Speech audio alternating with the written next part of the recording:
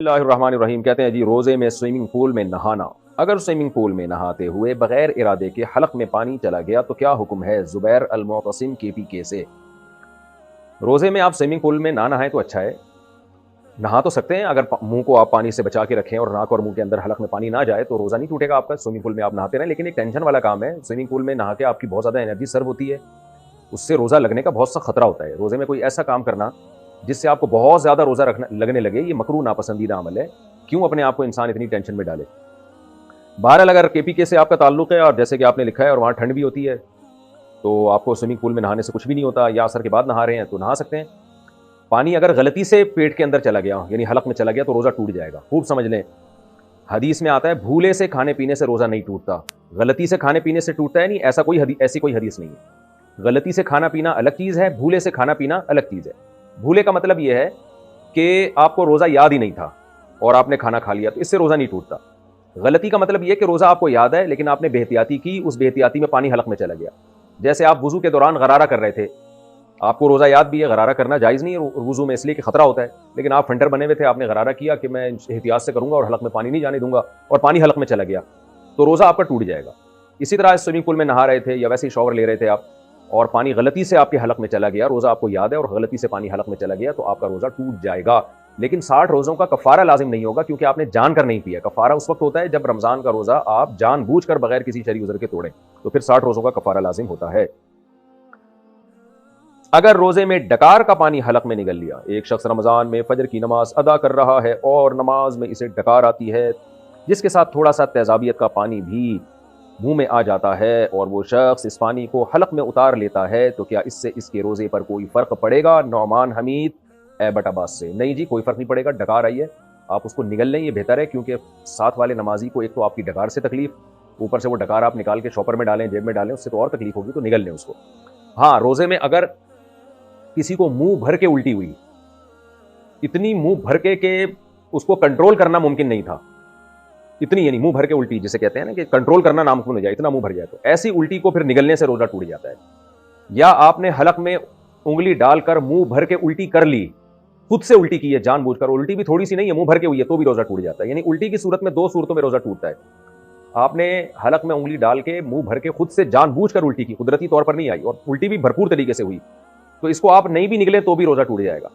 دوسری صورت یہ ہے کہ ابکائی یا ڈکار نہیں آئی ہے بلکہ آپ کو قدرتی طور پہ الٹی آئی ہے منہ بھر کے، تو اس سے روزہ نہیں ٹوٹا، لیکن یہ الٹی آپ نگلیں گے تو بہرحال روزہ ٹوٹ جائے گا اگر منہ بھر کے الٹی ہوئی تھی۔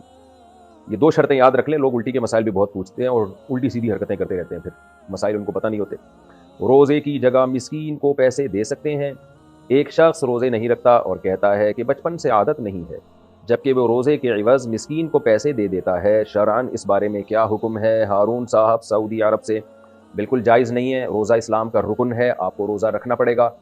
فدیہ اس شخص کے لیے ہے جس میں روزے کی طاقت ہی نہ ہو، اور طاقت نہ ہونے کا مطلب یہ نہیں ہے کہ آپ میں ہمت نہیں ہے یا آپ کو روزہ رکھ کے تکلیف ہوتی ہے، گرمی لگتی ہے، پیاس لگتی ہے، یہ تو روزے کا لازمی جزو ہے، گرمی لگنا، پیاس لگنا، بھوک لگنا، کمزوری محسوس ہونا، یہ تو روزے کا لازمی جزو ہے۔ طاقت نہ ہونے کا مطلب یہ ہے کہ آپ کو بیمار ہونے کا خطرہ ہو، جیسے کوئی بہت ہی بوڑھا آدمی ہے یا کوئی شوگر کا پیشنٹ ہے، وہ روزہ رکھتا ہے، اس کا شوگر لیول بہت ڈاؤن ہونے کا خطرہ ہوتا ہے کہ مر نہ جائے کہیں یہ، تو ایسی کنڈیشن میں جہاں بیمار ہونے کا خطرہ ہوگا یا آپ کا کوئی علاج چل رہا ہے، آپ نے روزہ رکھا تو دوا چھوٹ جائے گی آپ کی اور بیماری آپ کی بڑھ سکتی ہے یا لمبی ہو سکتی ہے، تو بیمار آدمی کے لیے روزہ چھوڑنا یا سفر میں کوئی ہو تو جائز ہے، اس کے علاوہ کسی کے لیے بھی روزہ چھوڑنا جائز نہیں ہے۔ تو ہارون صاحب آپ اپنے دوست سے کہہ دیں کہ یہ غلط ہے، ناجائز ہے، آپ فدیہ دیں گے تو آپ اس گناہ سے بچ نہیں سکتے جو اللہ نے روزہ چھوڑنے والوں کے لیے رکھا ہے، اسلام کا رکن ہے، اس کو پورا کرنا پڑے گا۔ تنخواہ دار شخص کو زکوٰۃ دینا۔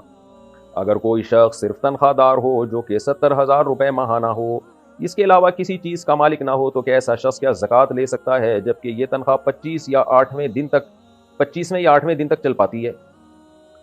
میر اویس خان کوئٹہ سے۔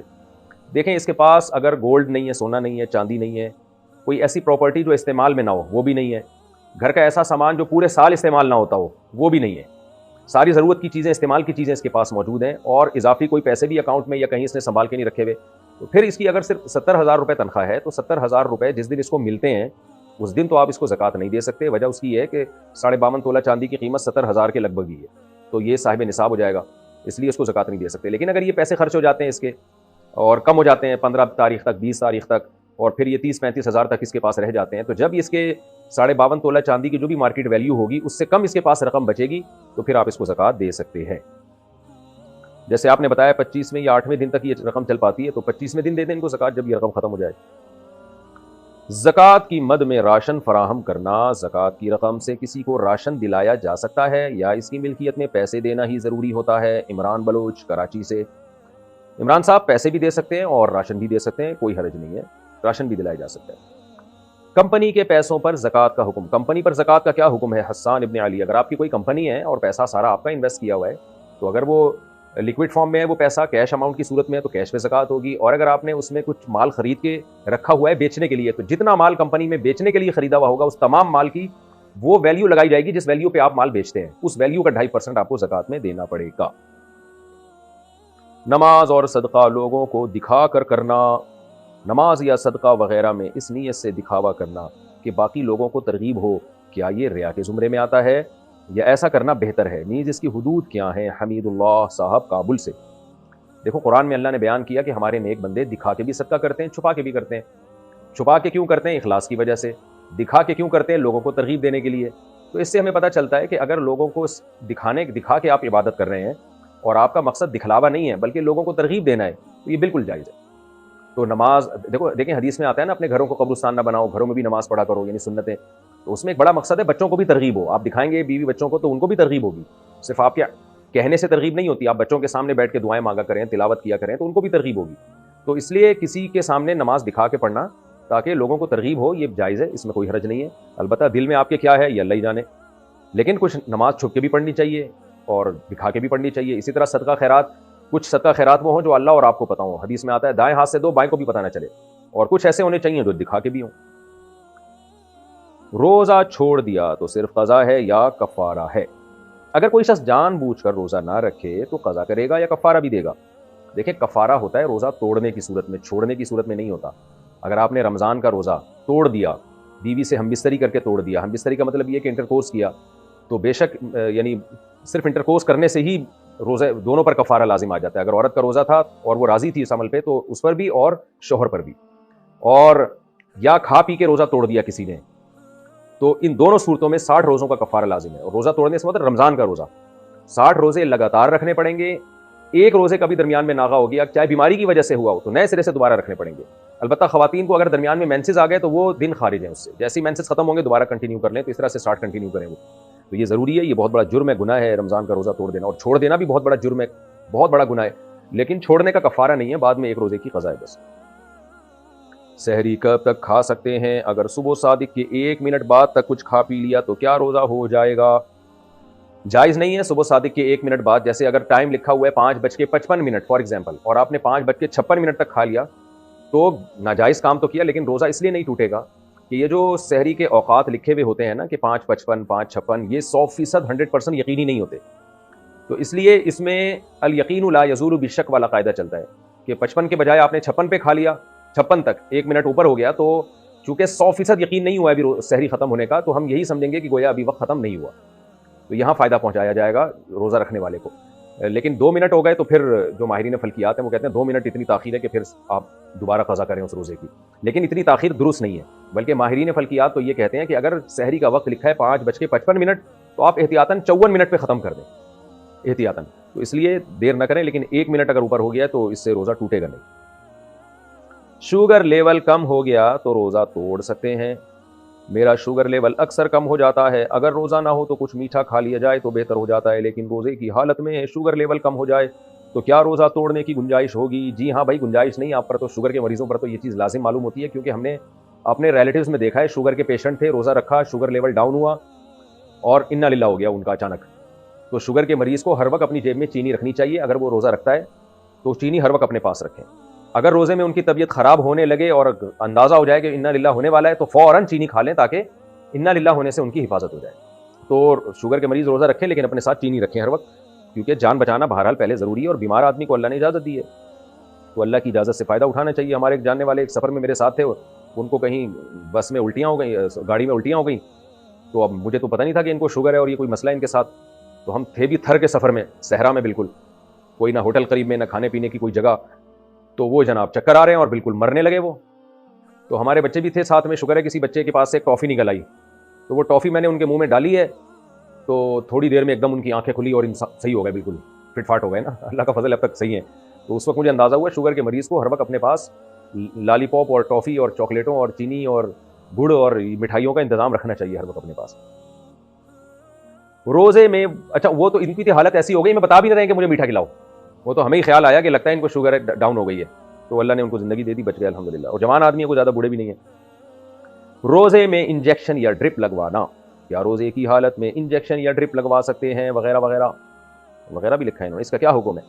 دیکھیں روزہ ٹوٹتا ہے کھانے پینے سے یا مقعد کے راستے کوئی چیز باڈی میں داخل کی جائے, یعنی قضاء حاجت کے راستے سے, جیسے کوئی دوا وغیرہ داخل کی جاتی ہے. اس کے علاوہ مسام کے ذریعے, اسکن کے ذریعے اگر آپ کی باڈی میں کچھ جائے گا یا نسوں کے ذریعے, تو اس سے روزہ نہیں ٹوٹتا. جیسے آپ جب نہاتے ہیں تو پانی مسام کے ذریعے آپ کی اسکن میں مسام میں داخل ہوتا ہے, لیکن اس سے روزہ نہیں ٹوٹتا. تو ایسے ہی ڈرپ اگر کسی نے چڑھوا لی, انجیکشن لگوا لیا, تو اس سے روزہ نہیں ٹوٹتا, اس سے کوئی فرق نہیں پڑتا. بعض لوگ کہتے ہیں انجیکشن لگانے سے یا ڈرپ لگانے سے روزہ لگنا بند ہو جاتا ہے, یعنی روزے کی شدت میں کمی آ جاتی ہے, تو روزے کا مقصد فوت ہو جاتا ہے. تو دیکھیں وہ تو نہانے کے بعد بھی روزے کی شدت میں کمی ہوتی ہے. آپ اگر ایئر کنڈیشن روم میں آ کے بیٹھ جائیں تو وہاں بھی روزے کی شدت میں کمی ہو جاتی ہے. تو روزے کی شدت میں کمی پیدا کرنا کوئی بری چیز نہیں ہے. اللہ میاں نے ہمیں منع کیا کھانے پینے سے روزے میں, تو بس اللہ میاں کی پابندی ہی کو فالو کرنا چاہیے, کھانے پینے سے منع کیا ہے. اب اس سے جتنا روزہ اللہ لگانا چاہے لگ جائے, آپ خود سے اپنے آپ کو ٹینشنوں میں نہ ڈالیں. ایئر کنڈیشن روم میں اگر کوئی بیٹھ سکتا ہے روزے میں تاکہ روزہ نہ لگے تو بہت اچھی بات ہے, اللہ میاں نے تو نہیں کہا. کسی کو ایسی میسر نہیں ہے تو اس کو روزہ لگے گا, وہ بیچارہ دھوپ میں چل رہا ہے تو وہ اس کو ثواب زیادہ اللہ تعالیٰ دے دیں گے. تو اس لیے روزے کی شدت میں کمی پیدا کر لینا نہانے سے, ٹھنڈے پانی سے نہانے سے, یا ایئر کنڈیشن روم میں بیٹھنے سے, یا بعض لوگ رمضان ٹھنڈے علاقوں میں جا کے گزارتے ہیں, تو اس سے کوئی فرق نہیں پڑتا, روزہ ہو جاتا ہے, اس میں کوئی گناہ نہیں ہے. تو اسی طرح روزے میں کوئی بیمار تھا, ڈرپ لگوا لی تو کوئی حرج نہیں ہے. بغیر بیماری کے بھی ڈرپ لگوا لی تو بھی روزہ ٹوٹتا نہیں ہے اس سے, لیکن ظاہر ہے کوئی پاگل ہی ہوگا جو بغیر بیماری کا ڈرپ لگوائے گا, ڈاکٹر خود بھی نہیں لگا کے دے گا اس کو. روزے میں بد نظری کرنا, کیا روزے کی حالت میں جان بوجھ کر بد نظری کرنے سے روزہ ٹوٹ جائے گا؟ بد نظری کرنے سے روزہ ٹوٹتا تو نہیں ہے, لیکن روزے کا ثواب اتنا کم ہو جاتا ہے کہ ٹوٹنے کے قریب ہی ہو جاتا ہے وہ. جیسے کہ حدیث میں آتا ہے کہ آپ صلی اللہ علیہ وسلم نے کچھ خواتین کو کہا کہ تمہارا روزہ نہیں ہے. انہوں نے کہا کہ ہم نے تو روزہ رکھا ہے. آپ نے ان کو حکم دیا, انہوں نے الٹی کی ہے تو گوشت کے لوتھڑے نکلے اس میں سے. آپ نے فرمایا تم نے کسی کی غیبت کی ہے. تو حالانکہ علماء کا اجماع ہے کہ غیبت کرنے سے بھی روزہ نہیں ٹوٹتا, لیکن یہ کہ کیونکہ گناہ ہے نا, روزے میں اگر آپ غیبت کریں یہ گناہ ہے, تو گناہ کرنے سے روزے کا ثواب ایسے کم ہوتا ہے گویا وہ ٹوٹ گیا. تو نبی صلی اللہ علیہ وسلم کے معجزے کے طور پر اللہ نے دکھا دیا کہ بھائی دیکھو یہ تو ٹوٹ گیا, تم نے تو گوشت کھایا مردہ بھائی کا. تو بد نظری کرنا, بے حیائی کرنا, روزہ فلم دیکھ کے روزے گزارنا, یہ سب چیزیں روزے کے ثواب کو کم کر دیتی ہیں. البتہ روزے کا رکن باہر علیحدہ ہو جاتا ہے. رمضان کا جو روزہ تھا اگر نہ رکھتے تو اس کا جو گناہ تھا وہ تو بہت زیادہ تھا. پھر اس لیے روزے میں گناہوں سے بچنا چاہیے. حدیث میں آتا ہے روزہ ڈھال ہے, انسان کو برائیوں سے روک لیتا ہے.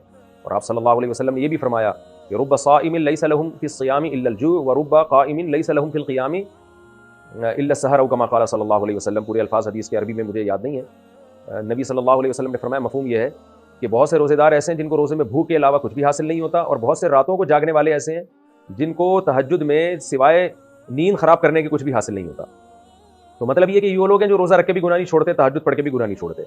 تو یہاں بھی علماء نے حدیث کا مفہوم بیان کیا ہے کہ ان کو تہجد کی برکتیں حاصل نہیں ہوتی, روزے کی برکتیں حاصل نہیں ہوتی. بہرحال روزہ بہرحال ہو جائے گا, رکن ادا ہو جائے گا, لیکن روزے میں ثواب میں بہت کمی ہوگی.